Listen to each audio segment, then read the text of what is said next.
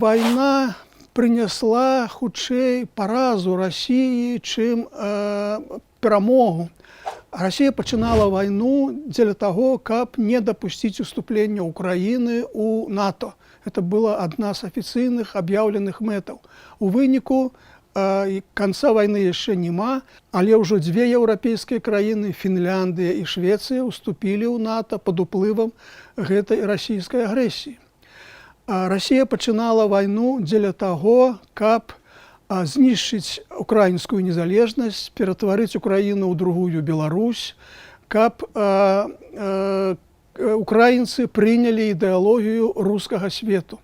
У выніку гэтай вайны атрымалася, што украінскае войска стала самым боездольным войскам у Еўропе, пра яго кажуць як пра стальны дзікабраз.